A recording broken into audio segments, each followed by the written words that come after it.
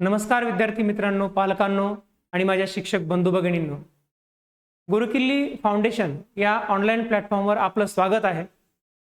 आपण आज NMMS या परीक्षेच्या सॅट या प्रश्नपत्रिकेबद्दल जाणून घेणार आहोत आणि त्यामधला जो गणित विषय आहे, गणित विषयाच्या प्रश्नांचं विश्लेषण आज आपण सविस्तररित्या पाहणार आहोत. चला, 2019 साली विचारण्यात आलेल्या प्रश्नपत्रिकेतले प्रश्न आपण या ठिकाणी आज आपण पाहणार आहोत.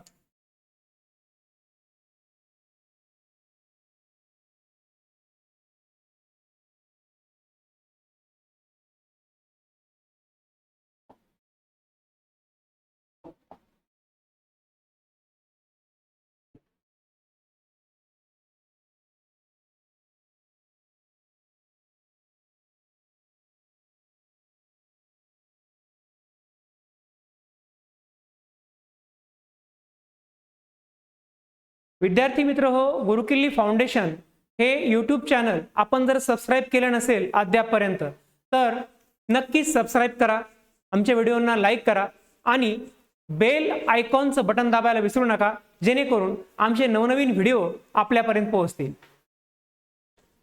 चला तर आपण आपल्या प्रश्नांना सुरुवात करूयात. बघा, प्रश्न असा आहे, सोबतच्या आकृतीमध्ये रेषा P समांतर रेषा Q समांतर रेषा L रेषा M दिलेल्या कोणांच्या मापावरून कोण A व कोण B जे आहेत त्यांचं माप आपल्याला काढायचंय. अनुक्रमे किमती काढायच्या, म्हणजे कोण A आणि कोण B ह्या दोन कोणांचं माप काढायचं आहे. मग काय करावं लागेल आपल्याला?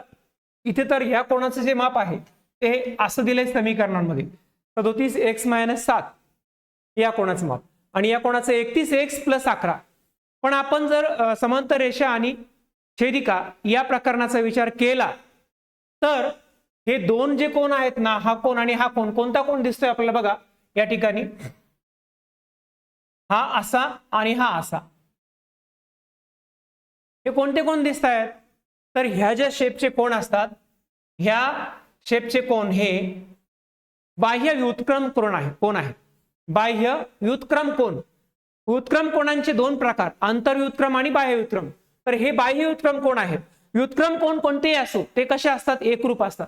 मग झालं, एकरूप असतात ना, तर मग त्यांना आपण असं लिहू शकतो, ज्या अर्थी व्युत्क्रम कोण एकरूप असतात त्या अर्थी 37x-7 आणि 31x + 11 हे एकरूप आहेत आणि यांच्या किमती समान आहेत. म्हणून आपण त्याचं समीकरण तयार करू शकतो आणि x ची किंमत काढू शकतो. बघा, 37x-7 बरोबर असतील 31x + 11. बरोबरचा अर्थ काय होतो? दोघांची माप सारखे आहेत कारण ते एकरूप असतात. मग 37x इकडचे 31x इकडे आणल्यावर काय होतील? मायनस होतील. बरोबर 11 जशात तसे -7 इकडे जाऊन प्लस होतील. त्यानंतर 37 -31 किती होतात? तर ते होतात 6 आणि 11 आणि 7 होतात 18, म्हणजे 6x बरोबर 18 आले. मग x ची किंमत कशी काढली जाईल? तर 18/6 6 18, म्हणजे x ची किंमत येईल 3. x ची किंमत 3 आली तर मग आता बघा या ठिकाणी x ची किंमत 3 आहे. तर इथे ह्या कोणाचं मूल्य कसं काढायचं आणि ह्या कोणाचं माप कसं काढायचं? तर बघा, 37 जशास तसे x ची किंमत 3 आली, मग गुणिले 3 - 7, 3 × 7 = 21, 1 8 आले 2, 3 3 9 आणि 2 11, 111 - 7. आपण 111 मधून जर 7 वजा केले तर आपलं उत्तर येईल बघा 104. म्हणजे ह्या कोणाचं माप किती आलं आपलं? 104. मग हा आणि हा एकरूप असेल व्युत्क्रम कोण, तर याचं पण माप किती असेल? 104. मग आता विचार करा, या कोणाचं माप जर 104 असेल इथल्या, तर हा आणि हा संगत कोण आहे. संगत कोण एकरूप असतात, मग हा पण 104 होईल. मग हे रेषीय जोडीतील कोण होतील? दोन, हा कोण आणि हा कोण. मग रेषीय जोडीतील कोणाचे माप जे आहे ते किती असतं? 180 अंश असतं. मग आपण 180 मधून हे 104 वजा करायचे. आपल्याला 104 आपण वजा करूयात. काय उत्तर येईल या ठिकाणी? 10तून 4 गेले 6, 7 आला 7, 0 76 अंश. मग हा असेल B 76 अंश. इथे तेच आपल्याला दिसतं. इथं हा 104 आहे मग इथं 104 मधून 180 मधून 104 वजा केले तर हा काय येईल इथे, हा येईल 76 आणि हा कोण आणि ए हे संगत कोण आहेत म्हणजेच याचे माप 76 अंश असेल म्हणून पर्याय क्रमांक 2 याचा बरोबर आहे 76 अंश व 76 अंश। म्हणजे समांतर रेषा आणि छेदिका या प्रकरणामध्ये जेवढे गुणधर्म आहेत, व्युत्क्रम कोणाचे गुणधर्म, आंतर कोणाचा गुणधर्म, संगत कोणाचा गुणधर्म, रेषेवरील कोणाचे गुणधर्म, हे सगळे आपण अभ्यासले तर नक्कीच असा प्रश्न आपला कधीच सुटणार नाही मित्रांनो। चला तर आपण दुसऱ्या प्रश्नाकडे वळूयात।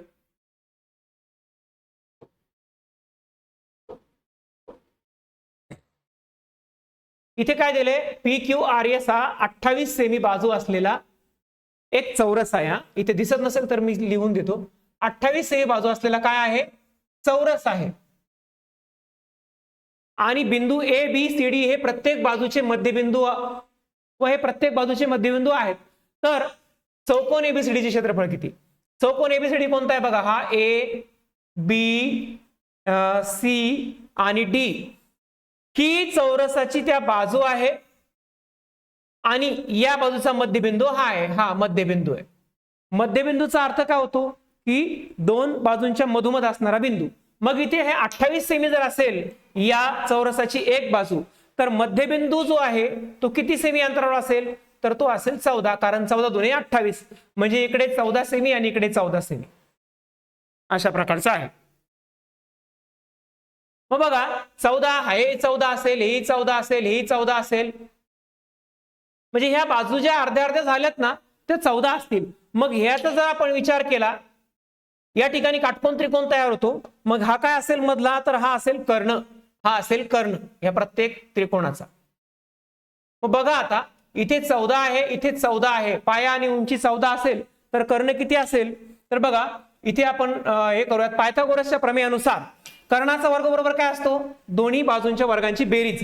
मग 14चा वर्ग किती आहे, 196 अधिक 196 बरोबर काय येईल, कर्णाचा वर्ग।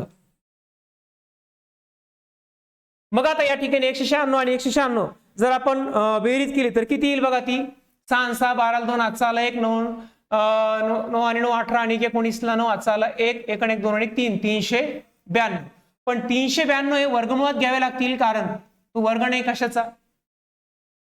मग वर्गमुळात जर आता वर्गमुळात 392 ही काय आहे, हा कर्ण आहे, परंतु या मधल्या चौरसाची एक बाजू निरीक्षण करा मित्रांनो, हा जो मधला चौरस आहे याची एक बाजू किती आली, 392।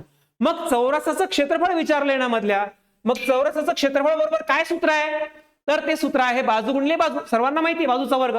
मग 392 वर्गमुळात बरं का, वर्गमुळात 392 गुणिले वर्गमुळात 392, वर्गमुळातल्या संख्येचा वर्ग हा 30 संख्या येते, वर्गमूळ निघून जातं म्हणून 392 याचं उत्तर करेक्ट असेल 392। बघा 392 चौरस सेंटीमीटर पर्याय क्रमांक 1। कारण बघा जर आपण वर्गमुळात 2 घेतले आणि त्याचा वर्ग करायला गेलो तर काय होईल, वर्गमुळात 2 गुणिले वर्गमुळात 2, याला आपण सोप्या रूपात असं लिहू शकतो, वर्गमुळात 2 गुणिले 2 बेदुने किती होतात, वर्गमुळात 4। आता 4 कशाचा वर्ग आहे, 2चाच वर्ग आहे म्हणून बाहेर काढल्यावर किती येतील, 2, म्हणजे वर्गमुळात 2चा वर्ग किती आला, 2। या पद्धतीने हे गणित सोडवायचं असतं।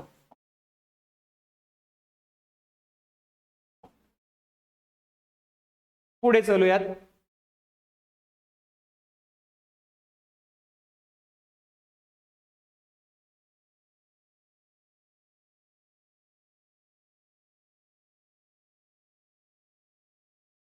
चला पुढे। आता या ठिकाणी हा असा प्रश्न आहे, अपूर्णांकावर आधारित प्रश्न आहे, अपूर्णांकाचा लहान मोठेपणा ठरवा। मात्र या ठिकाणी अनेक अपूर्णांक दिलेत, फक्त एक सोपी बाब या ठिकाणी दिली आहे, ती म्हणजे हे ह्या सगळ्या 4 8 16 32 64 या सगळ्या एकाच पाड्यातल्या संख्या आहेत, 4 ने विभाज्य संख्या आहेत। मग काय करायचं, आता याच्यापैकी लहान सर्वात लहान अपूर्णांक कोणता किंवा लहान अपूर्णांकी संख्या कोणती असं विचारले तर काय करायचं, इथे छेद सारखा करून घ्यायचा। बघा इथे 4 ला, इथे सगळ्यात मोठा छेद कोणता आहे, 64। 4 ला जर 16 ने गुणलं तर काय येतील, 64 येतील। मात्र या ठिकाणी पण 16 ने गुणावं लागेल। इथे 8 ला 8 ने गुणलं तर 64 येतील, या ठिकाणी पण 8 ला 8 ने गुणावं लागेल 5 ला। इथे 4 न गुणलं तर 64 येतील, 11ला पण 4 ने गुणावं लागेल, इथे 2 ने गुणलं तर 32 दुने 64 येतात, मग 17ला पण 2 ने गुणावं लागेल, इथे 64 आहेत.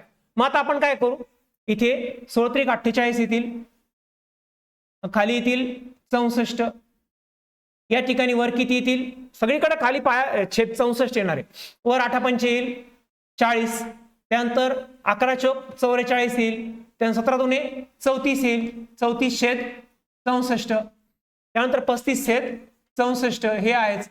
या सगळ्यांमध्ये फक्त एकच अपूर्णांक लहान वाटतो, तो म्हणजे कोणता, 34 छेद 64. पण पर्यायामध्ये आहे का, नाही, पर्यायात नाही, याचा अर्थ त्याला सोपरूप द्यावं लागेल. 34 छेद 64 सोपरूप बघा, 2 ने भाग जातो, 17 दुने 34 आणि 32 दुने 64 म्हणून 17 छेद 32 सोपरूप दिल्यानंतर हे याचं उत्तर आलं बघा, 17 छेद 32. 17 छेद किती, सॉरी 17 छेद 32 आहे, 34 नाही, 17 छेद 32.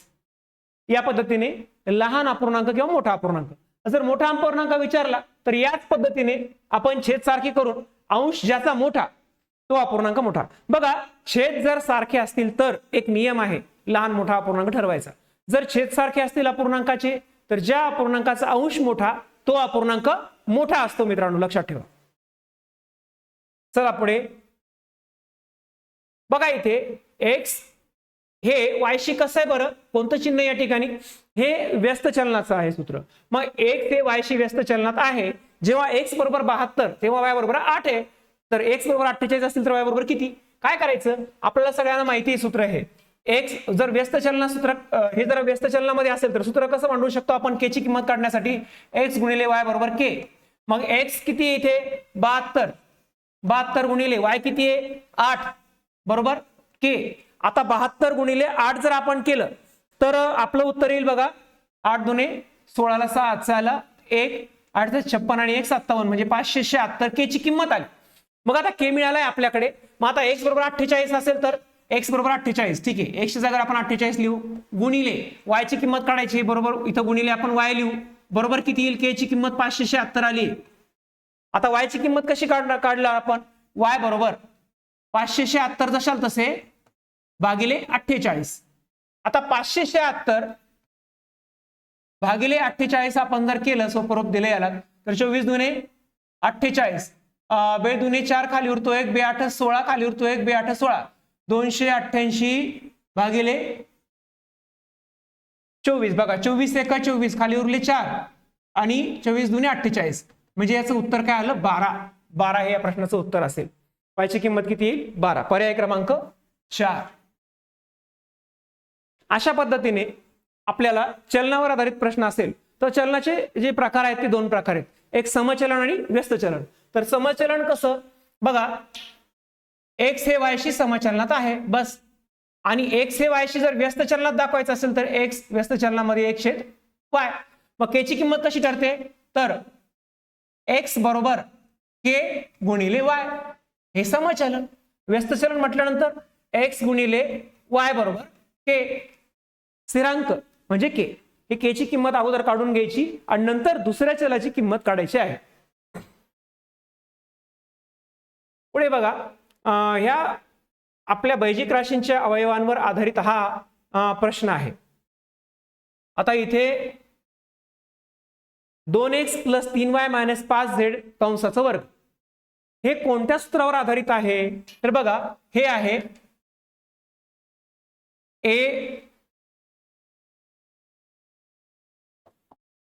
हे आधारित आहे बघा, a + b + c कंसाचा वर्ग या सूत्रावर आधारित.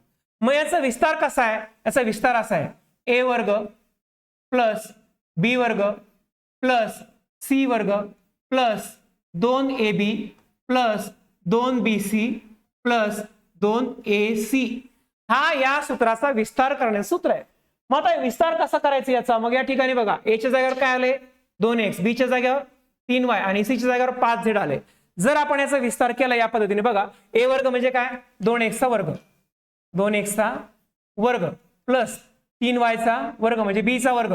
अशा पद्धतीने जर आपण करत गेलो तर आपलं उत्तर कसं येईल बघा. आता इथे 2 चा वर्ग किती आहे 4, x वर्ग तसा तसा, त्यानंतर 3 चा वर्ग किती आहे 9, x y वर्ग तसा तसा, त्यानंतर इथे -5चा वर्ग प्लस येत असतो, मग इथे +25 आणि झेडचा वर्ग जसा तसा.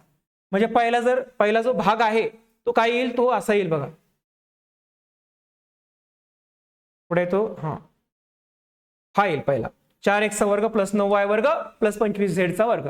आणि त्या पुढे बघा 2ab बेत्रिक 6 × 2 6 2 12. ab म्हणजे काय, xy झालं. त्यानंतर 2bc bc म्हणजे 3 5 15, पण मायनस इकडे एक वजा चिन्ह असल्यामुळे मायनस येतील. 15yz किंवा zy yz वजा 15yz.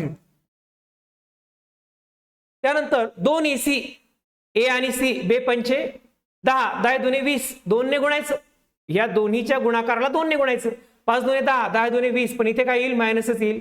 20 काय, x आणि z x z 20 x z बघा, 20 वजा 20 x z. आपण जर निरीक्षण केलं तर 12xy -30yz आणि -20xz पर्याय क्रमांक 3 हे आपलं उत्तर असेल. या पद्धतीने हे सूत्र आपल्या पाठांतरात असलं, सूत्राचा विस्तार कसा करायचा, तर आपला कुठलाही प्रश्न असो हा प्रश्न चुकणार नाही. पुढे जाऊयात आपण. पुढचा प्रश्न असा आहे, 3x वर्ग + 27x + 54 चे अवयव खालीलपैकी कोणते. आता बघा इथे अवयव पाडणं फार सोपं आहे. याची एक ट्रिक आहे, काय आहे ती, आता या ठिकाणी जर सहगुणक एकच असला तर मग फारच सोपं आहे, पण या ठिकाणी सहगुणक किती 3, मग 54 गुणले 3 करणार का तुम्ही, या किती वेळ जाणार आपला. मग काय करायचं, इथं 3 कॉमन काढायचे. 3 जर कॉमन काढले तर कंसात काय उरणार, पहिला उरणार x वर्ग, नंतर 3 ने कशाला गुणल्यावर 27 येतील तर 9 ला, मग 9 3 27 म्हणून 9x राहतील. इथं 3 ने कशाला गुणल्यावर 54 येतील तर 18 ने 18 3 54, म्हणजे आपण कॉमन काढून याला सोपं रूप दिलं. आता बघा, आता इथे 18 आणि इथं 1 आहे, म्हणजे 18 1 18. सहगुण हे इथला सहगुणक वर्ग पदाचा स्थिर पद याचा गुणाकार करायचा आहे आणि त्याचे अवयव पाडायचे. असे अवयव पाडायचे की याचं बेरीज हे मधलं पद आलं पाहिजे आणि गुणाकार स्थिर पद आलं पाहिजे.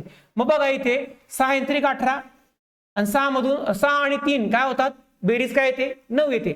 म्हणून x + 6 दोन्ही पण प्लस आहेत ना, आणि x + 3 आणि हा कॉमन काढलेला 3 इकडे. मग बघा हा कॉमन काढलेला 3 बाहेरच असेल. मग इथे पहिल्याच क्रमांकाचं ऑप्शन आहे x कॉमन 3, पहिल्या कंसात x + 6 दुसऱ्या कंसात x + 3. या सोप्या पद्धतीने अवयव आपण पाडू शकतो जास्त वेळ न घालवता. चला पुढचा प्रश्न बघूयात. 10 सेमी बाजू असणाऱ्या चौरसाच्या कर्णाची लांबी किती. आता चौरसाच्या कर्णाची लांबी जर काढायची असेल तर आपल्याला तर कशी काढतो आपण, तर त्याचं एक सूत्र आहे सोपं, ते म्हणजे आपल्याला माहिती आहे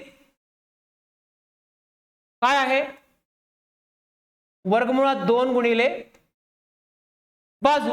मग इथे बाजू किती दिली आहे, तर ती दिली आहे 10. आता या ठिकाणी आपल्याला काय करायचंय, 10 ला पण वर्गमुळात घ्यायचे. मग 10 ला जर आपण वर्गमुळात घेतलं तर किती होतील ते 100, आणि हे 2 म्हणजेच वर्गमुळात काय येईल 200. म्हणजे याचं उत्तर असेल वर्गमुळात 200 सेमी, पर्याय क्रमांक 3. समजले असतील प्रश्न तुम्हाला, अशी अपेक्षा आहे मला.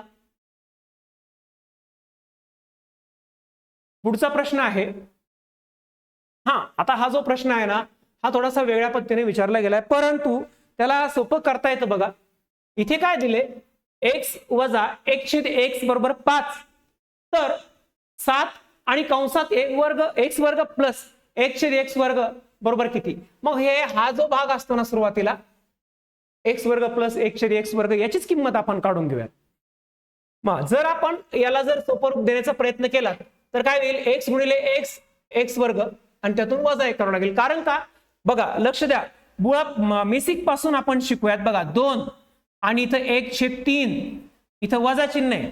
असं जर असेल अपूर्णांक तर आपण त्याची वजाबाकी कशी करतो. बघा 6वी ला शिकलोय आपण, याचा गुणाकार आणि त्यातून वरची संख्या वजा. जर या ठिकाणी प्लस असेल तर मात्र आपल्याला ती वरचा अंश त्यात मिळवायचा असतो. म्हणजे बेत्रिक 6 6तून वजा 1 केला, काही काय उरतील 5 आणि छेदात 3 दशात असेल. तसं या ठिकाणी बघा इथे x × x काय होईल, तो होणार x², तो होईल x² x² वजा 1 छेदामध्ये काय येईल x बरोबर. 5. मग हा x जर आपण इकडे आणला तर काय होईल, x वर्ग, किंवा आपण याला अतिशय आणखी सोप्या पद्धतीने सोडू शकतो बरं का. बघा इथे x वर्ग वजा 1/x आणि बरोबर 5 आहेत ना. काय करायचं मग इथे, काय करायचं, याचाही आपण वर्ग करूयात ह्या बाजूचा पण, म्हणजे a मायनस बी चा वर्ग अशा पद्धतीने आपण याला सोडवू शकतो. बघा a मायनस बी चा वर्ग काय सूत्र आहे, a मायनस बी चा वर्ग बरोबर a वर्ग वजा 2ab अधिक b वर्ग. तर या पद्धतीने आपण याला सोडू शकतो. मग इथे पहिल्या कंसाचा वर्ग करूयात आपण. इथे x मायनस 1/5 याचा करूयात वर्ग बरोबर, ह्या 5 चा पण वर्ग करूया 1/x.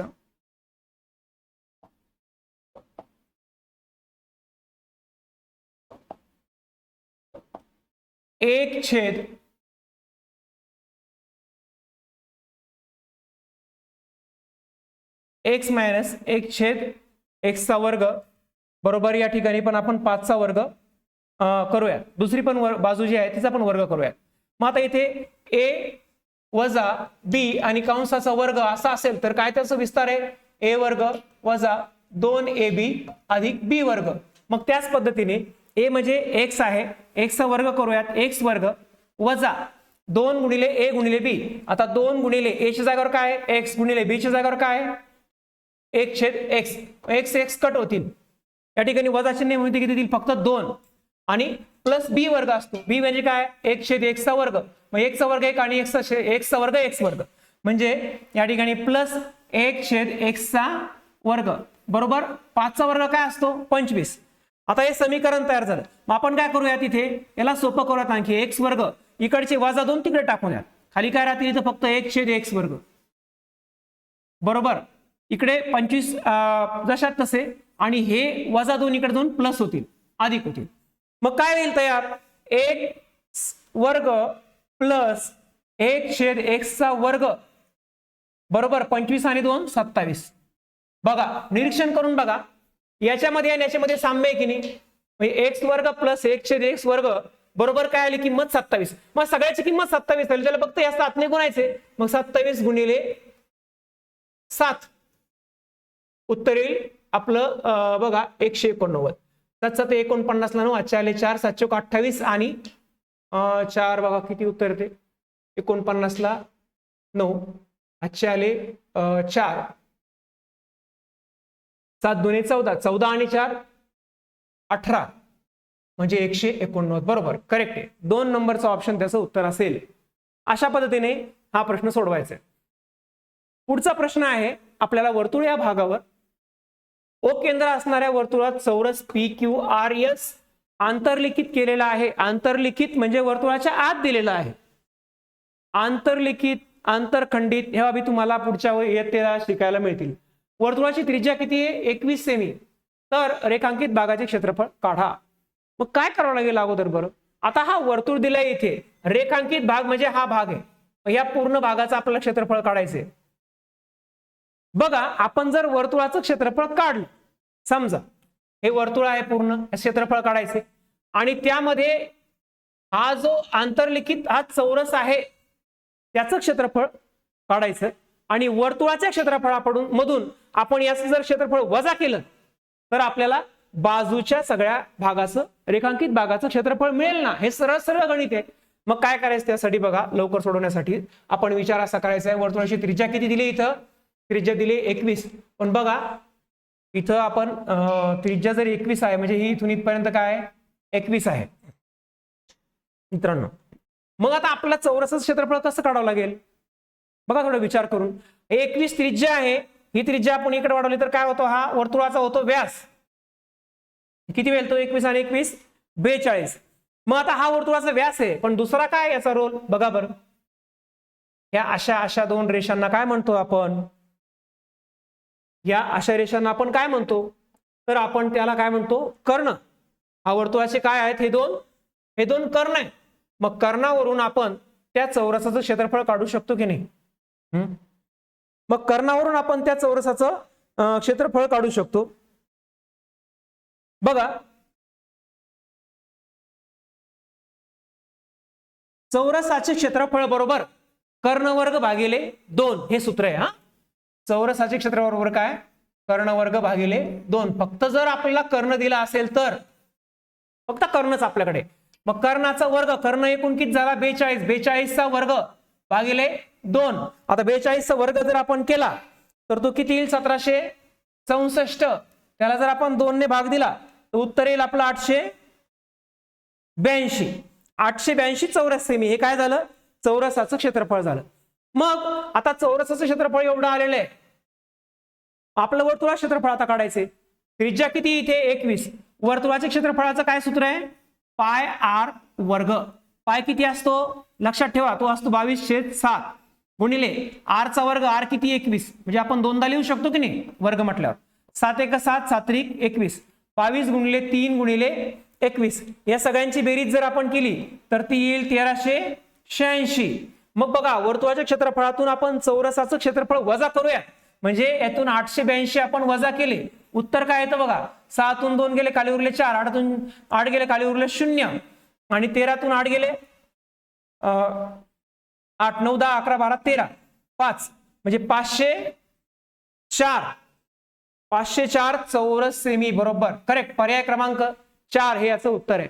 अशा प्रकारचा कुठलाही प्रश्न आला तर अगोदर बाह्य आकृतीचं क्षेत्रफळ काढायचं आणि त्यातून जी आंतरलिखित आकृती असेल त्या आंतरलिखित आकृतीचं क्षेत्रफळ वजा करायचं, म्हणजे रेखांकित भागाचं क्षेत्रफळ तुम्हाला मिळेल. उदाहरणार्थ, जर वर्तुळ असेल आणि या वर्तुळामध्ये त्रिकोण दिलेला असेल, आता आपल्याला सांगितलंय की या रेखांकित भागाचं क्षेत्रफळ काढा. तर कसं काढणार आपण? तर काय करणार? या वर्तुळाचं क्षेत्रफळ काढणार आणि त्यातून या मधल्या त्रिकोणाचं क्षेत्रफळ काढून ते वजा करणार, म्हणजे रेखांकित भागाचं क्षेत्रफळ येईल. अशा पद्धतीचा कुठलाही प्रश्न आला तर तो असा सोडवायचा आहे.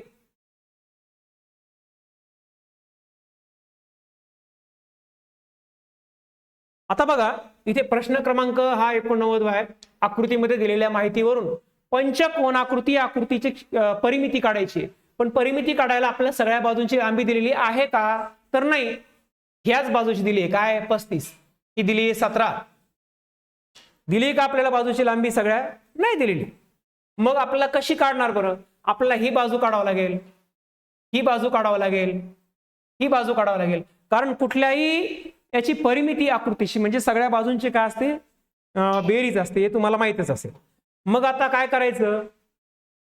इथं काय दिसतंय आपल्याला? काटकोन त्रिकोण. हा एक बाजू, दुसरी बाजू, हा एक कर्ण. मग या दोन बाजूंच्या वर्गांची बेरीज काय असेल? कर्णाचा वर्ग असेल. पण एवढं सगळं करायला खूप वेळ जातो, त्यामुळे आपल्याला त्रिकूट माहित पाहिजेत. बघा, 12 35 आणि 37 हे काय आहे? त्रिकूट आहे. त्रिकूट म्हणजे जर पाया 35 असेल, उंची 12 असेल एखाद्या काटकोन त्रिकोणाची, तर कर्ण किती असतो? 37 असतो. हे त्रिकूट आहे. त्रिकूट म्हणजे त्रिकूट आपल्याला थोडं पाठांतरात पाहिजे. त्रिकूट बघा. त्यानंतर 12 15 9 हे एक त्रिकूट आहे. त्यानंतर 17 15 8 हे एक त्रिकूट आहे. मग म्हणजे बघा, टॅली करून बघायचं की तुम्हाला. बघा, 12 15 9. 12 काय आहे? एक बाजू आहे, त्याचा वर्ग किती? 144. 15 काय? कर्ण आहे. बरं, दुसरी बाजू काय आपल्याला काढायची? मग मोठी बाजू कर्ण असते. कर्ण 15 इकडे येतो. मग काय करायचं? 15चा वर्ग किती? 225. 225 वजा 144 जर केले आपण तर काय होईल? 225 वजा 144. बघा, 5तून 4 गेले, खाली किती उरतात? 1. त्यानंतर 12तून 8 गेले, खाली उरतील बघा 4. सॉरी, 12तून 4 गेले, खाली उरतील 8. 12तून 4 गेले, खाली किती उरतील? 8. पुन्हा करूयात. 1 आणि 8 इथे एकच राहील, एकातून 1 गेला 0. किती येईल? 81. 81 कशाच वर्ग आहे? 9चाच वर्ग आहे ना. बघा, टॅली करून बघितला आपण. म्हणून त्रिकूट आपल्या पाठांतरात पाहिजेत. 7वीला काही त्रिकूट आहेत, 8वीला पण काही त्रिकूट आहेत. बघा, मग आता आपल्याला काय करायचंय? परिमिती म्हणजे सगळ्या बाजूंची बेरीज. मग ही झाली 35. 35 मध्ये काय मिळवायचे? अजून 17. त्या 17 मध्ये काय मिळवायचे? 8.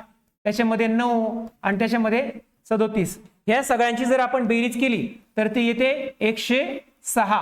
म्हणून 106 एकक याची काय असेल परिमिती असेल ही आकृतीची बघा.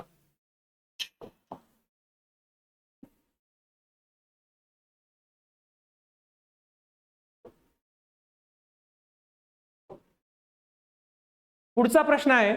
पुढचा प्रश्न दिसतोय का बरं व्यवस्थित?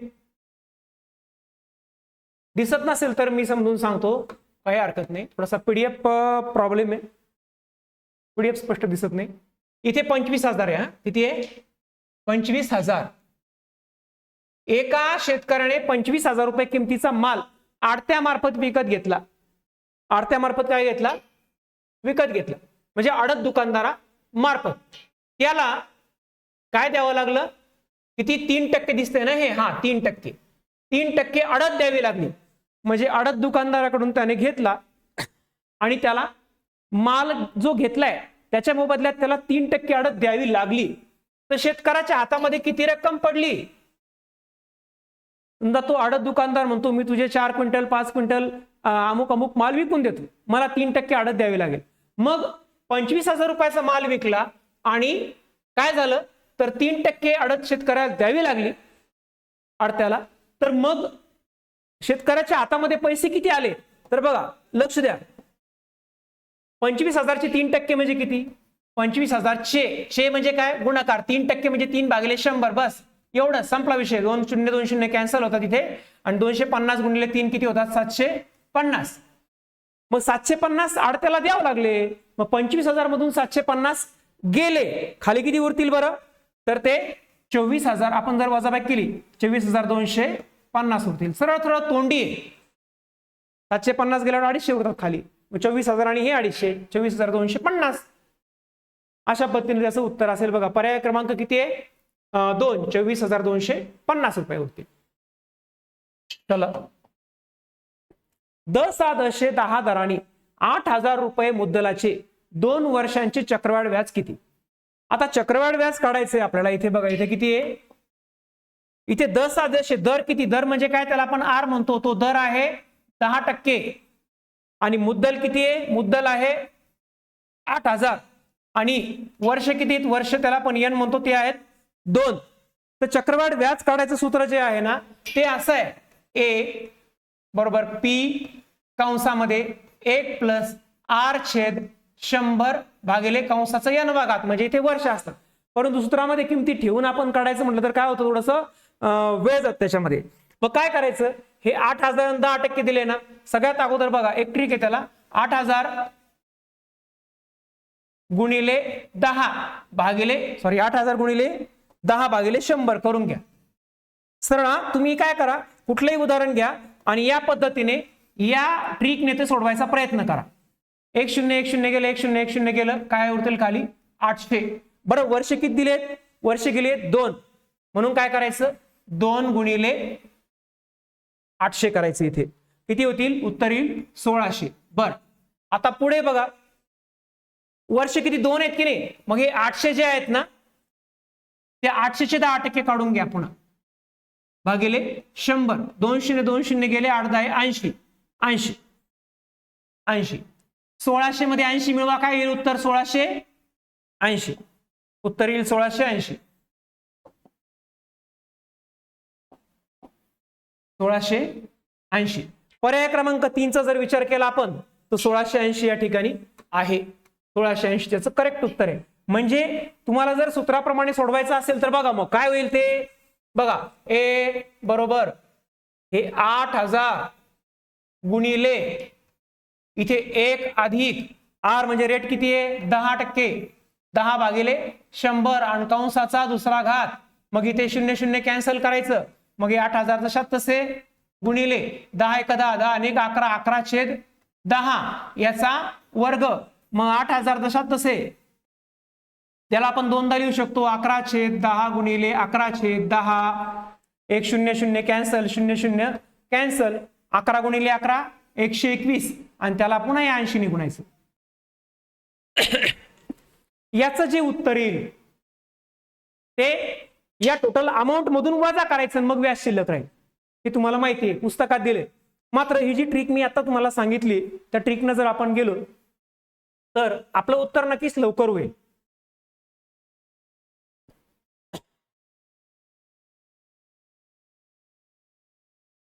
पुढचे प्रश्न बाकी आहेत आपले अजून काही.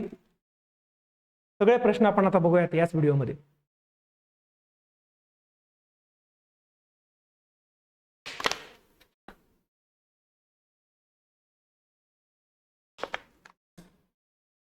चला.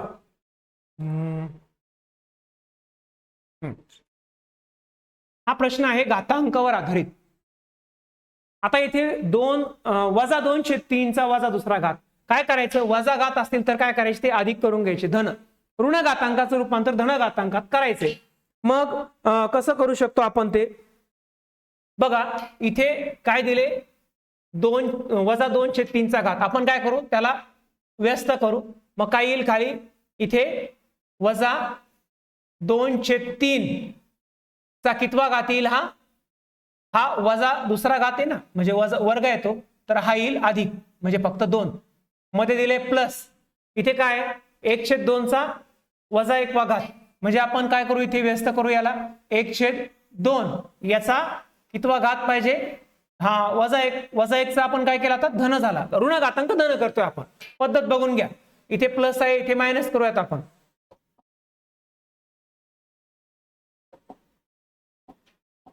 त्यानंतर इथे वजा चिन्ह आहे. आता इथे पण याला व्यस्त करूयात. इथं 1/3 याचा ऋण पहिला घात. इथं आता काय झाला, इथं धन झाला घातांक. आणि बरोबर किती. मग आता आपण जर विचार केला, तिथे इथं वर्ग आहे, याचा मग वर्ग करून घेऊ ना आपण. बघा 1 जशा तसा, या मायनसचा वर्ग प्लसच होत असतो, म्हणून 2 चा वर्ग 4 आणि 3 चा वर्ग काय होईल, 9 होईल. बघा हे सोडवलं. इथे 1 जशा तसा, त्यानंतर 1 चा वर्ग 1 आणि 2 चा वर्ग किती होईल, 4. त्यानंतर या ठिकाणी वजा 1 चा वर्ग 1, सॉरी इथं खाली 1 चा वर्ग नाही करता येणार आपल्याला. किती, इथं पहिलाच घात दिला ना, म्हणून आपण पहिलाच घात करूयात. पहिला घात म्हटल्यावर फक्त 2च लिहायचे तिथे. त्यानंतर इथे 1/3 याचा पहिला घात आहे, म्हणून काहीच होणार नाही. मग आता इथे काय झालं, इथं आपल्याला आता 1/4/9. मग काय येईल, भागाकारातली संख्या गुणाकारात न्यायची, म्हणजे किती येईल याचं उत्तर, इथे येईल 9/4 अधिक इथे 2/1, इथे वजा 3 जाईल वरती आणि छेदातला 1 जशा तसा. म्हणजे इथे काय आलं हे बघा, 9/4 अधिक 2/1 वजा 3/1. मग इथे छेद सारखा करून घेऊ आपण. 1 ला 4 ने गुणलं तर काय येईल, ते 4 येतील. इथं पण 1 ला 4 ने गुणलं तर 4 येतील. याला पण 4 ने गुणावं लागेल, याला पण 4 ने गुणावं लागेल. छेद सारखा करतोय आपण, लक्षात घ्या. मग काय येईल याचं उत्तर बघा, पहिलं आहे 9/4 जशात तसं, प्लस 4 दुने 8, 8/4 वजा 3 चौक 12/4. मग इथे बघा, इथे वजा आहे. आपण आता असं लिहू शकतो याला, 9 अधिक 8 वजा 12. हे आपण शॉर्टकट करू शकतो परीक्षेमध्ये लवकरात लवकर होण्यासाठी. मात्र समजून घेण्यासाठी या पद्धतीने समजून घ्यावं लागेल. मग ते 9 8 किती होतात, 17. 17 मधून हे 12 गेले, खाली उरतात 5. म्हणजे याचं उत्तर काय येईल, हे 5 आणि या छेदामध्ये 4. 5/4 उत्तर आहे याचं. बघा कुठे 5/4, पर्याय क्रमांक 4. पर्याय क्रमांक 4 आहे बघा. दिसत नसेल तर मी सांगतोय बघा, इथे आहेत 5 आणि इथे आहे 4. 5/4 या सगळ्याचं उत्तर आहे. प्रश्न सोपे असतात, पण ती आपल्याला ती पद्धत माहिती करून घेणं गरजेचं आहे. घातांकावर आधारित प्रश्न आहेत. पुढचा प्रश्न आहे बघा, पुढचा प्रश्न तो सोपा आहे. इथे भागाकार करायचा, पण फार अवघड भागाकार दिलेला नाही अजिबात. या बहुपदीला काय x - 3 ने भागायचे. बघा इथेच भागाकार करून दाखवतो मी तुम्हाला. इथे x वर्ग वजा 7x अधिक 15 ला कशाने भागायचे, तर x वजा 3 ने भागायचे. 2 पद असतील ज्याने आपल्याला भाग द्यायचा आहे, त्याची जर 2 पद असतील, द्विपदी असेल तर काय करायचं, पहिलं इथे x आहे, इथे x वर्ग आहे. x ला कशाने गुणल्यावर x वर्ग येईल, तर x नेच गुणल्यावर. x ने गुणल्यावर काय आला, x वर्ग आला. बर, मग आता इथं जो भागाकार आलाय त्याने काय करायचं, दुसऱ्या पदाला गुणायचं. x गुणिले वजा 3, मग काय येईल, वजा 3x. मग x वर्ग कॅन्सल झाला. आता इथे वजाबाकी करताना वजा वजा काय होत असतं, अधिक. हे अधिक झालं. 7 मधून 3 गेले, खाली उरले -4x. आता वरून हे +15 आपण घेतले. आता वजा 4x ला भाग देऊ. x ने कशाला भाग दिल्यावर x ने कशाला गुणल्यावर वजा 4x येईल, तर वजा 4 नेच गुणावं लागेल ना, वजा 4x येईल त्या ठिकाणी. आणि इथं 15 आहे. मग आता ह्या आलेल्या 4 या उत्तराने या दुसऱ्या पदाला गुणायचं. 4 त्रिक 12, वजा वजा अधिक होतील म्हणून इथे येईल अधिक 12. मग 4x कॅन्सल झाले आणि 15 मधून हे 12 गेले, खाली किती उरतात 3, बाकी राहिले 3, भाग करायला x - 3. कुठे पर्याय हा, सॉरी x - 4 आलाय भाग करा आणि बाकी किती 3 आहे. बघा पर्याय बघूत आपण, x - 4 आणि बाकी 3, पर्याय क्रमांक 4 याचं उत्तर आहे. पर्याय क्रमांक 4. बघा अतिशय सोप्या पद्धतीने आपण भागाकार करू शकतो. पुढचा प्रश्न अतिशय सोपा आहे. असा प्रश्न आला तर काहीच करायचं नाही, फक्त भागाकार करायचा आहे आपल्याला. एक वारंवारता वितरण सारणीमध्ये जर समेशन ऑफ fi बरोबर 1363 आणि n बरोबर 29 असेल तर आपल्याला मध्य काढायचं आहे. एक्स बार किती, तर कसं करायचं बघा. एक्स बार बरोबर सूत्र बघा, एक्स बार बरोबर इयत्ता 10वीला पण सूत्र आहे बरं मित्रांनो आपल्याला हे. एक्स बार बरोबर 1363 आणि भागिले n किती आहे 29. मग काय करायचं, याने जर आपण याला भाग दिला, भाग देत बसलो आपण, तर याचं उत्तर काय येईल, पर्याय क्रमांक 3 47 याचं उत्तर येईल. बघा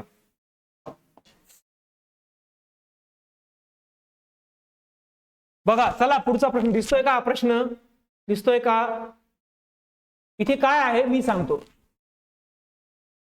इथे आहे बघा 3m, मी लिहितो हा प्रश्न 3m सॉरी 3चा घात m वा घात आहे असे, 3चा m वा घात, 3चा m वा घात अधिक 3चा m प्लस 1 वा घात बरोबर किती 108. आता इथे काय करायचं बघा, आपण थोडं डोकं लावून बघायचे. ही जी 108 ही जी आहे ना बेरीज, ती कशी आलेली आहे याचा विचार करायचा. पहिला कशी येईल बरं ती, बघा ह्या 3चा जर मी बघा चौथा घात केला प्लस ह्या 3च्या वरती किती आहे m+1, हा m+1 आहे म्हणून मी काय करतो बघा मित्रांनो याचा तिसराच घात करतो. तुम्हाला लक्षात येईल मी काय करतोय ते. ह्या 3चा जर मी तिसरा घात केला घन आणि इथं m च्या जागेवर 3 लिहिले, कारण मी m ची किंमत 3 घेतली ना, 3 आणि 1 झालं. आता बघा 3चा तिसरा घात म्हणजे घन किती असतो 27 अधिक आणि 3चा चौथा घात, 3 आणि 1 म्हणजे 4, मग 3चा काय येईल चौथा घात आहे हा. 3चा चौथा घात किती आहे 27 त्रिक पुन्हा 81. मग 27 आणि 81 यांची बेरीज जर आपण केली, 7 आणि 1 8 आणि 8 आणि 2 10, उत्तर किती आलं बघा ना, उत्तर किती आलं 108 आहे की नाही. म्हणजे आपण एमच्या जागेवर काय घेतलं, तर एमच्या जागेवर आपण घेतला 3 म्हणून एमची किंमत किती आली 3 आली. बस अशा प्रकारचा प्रश्न आला तर ही ट्रिक वापरायची आहे. हा प्रश्न आहे बघा. मागे आपण जेवढ्या प्रश्नपत्रिकांचं विश्लेषण बघितलं त्या प्रत्येक प्रश्नपत्रिकेत मला तरी हा प्रश्न आहे असं जाणवले. पितळ या संमिश्रामध्ये तांबे आणि जस्त यांचं प्रमाण किती आहे 13:7 आहे.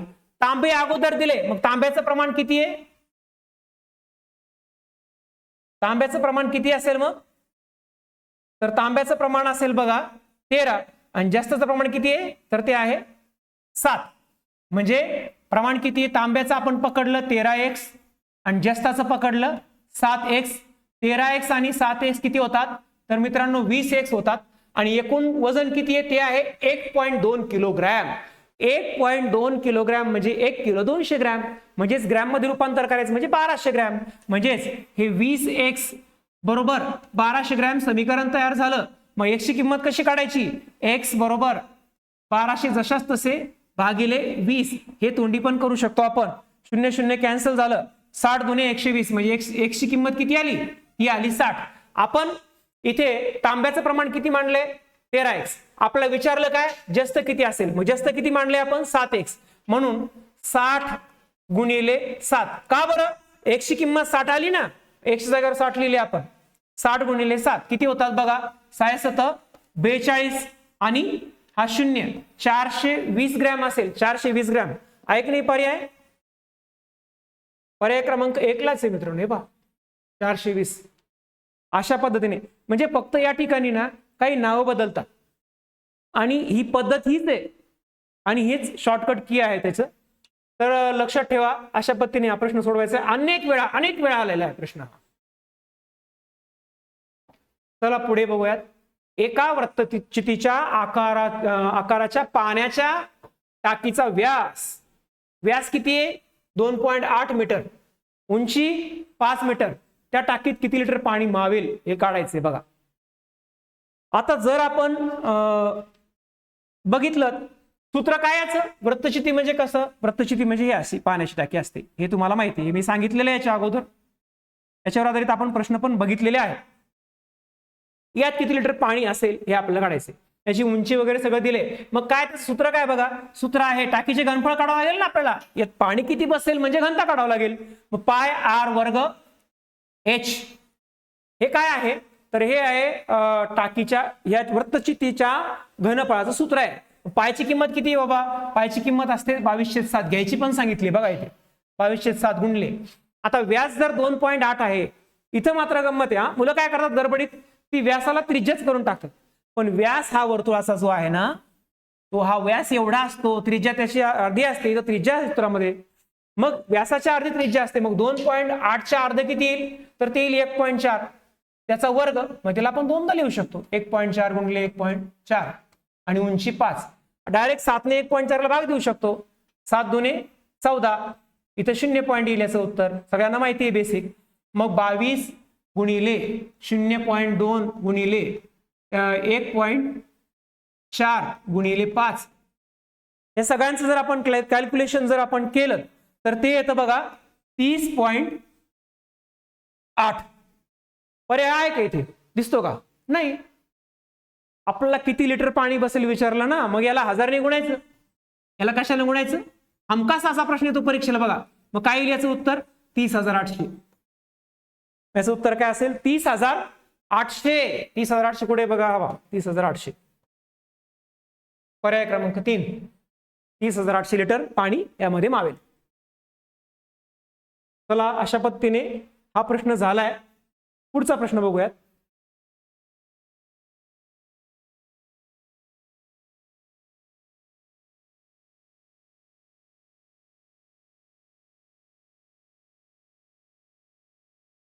आज आपण जेवढे प्रश्न घेतले होते बाजूला काढले, तेवढ्या परीक्षेला आलेले 2019 मध्ये, त्या सगळ्याच प्रश्नांना आपण सगळ्या प्रश्नांचं विश्लेषण आपण केलेलं आहे.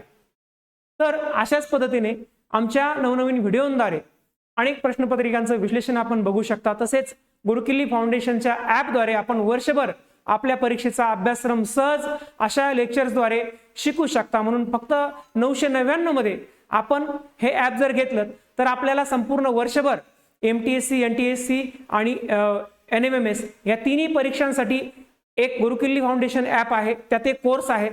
स्कॉलरशिपच्या एक्झामसाठी दुसरा कोर्स आहे. वेगवेगळ्या परीक्षा ज्या आहेत त्या परीक्षांसाठी वेगवेगळे कोर्सेस ॲपमध्ये दिलेत. त्यातून आपला कोर्स सिलेक्ट करा आणि वर्षभर अशा पद्धतीने सगळे विषय जे आहेत मॅट आणि सॅट मधले ते भरभरून शिका आणि यशस्वी व्हा. धन्यवाद.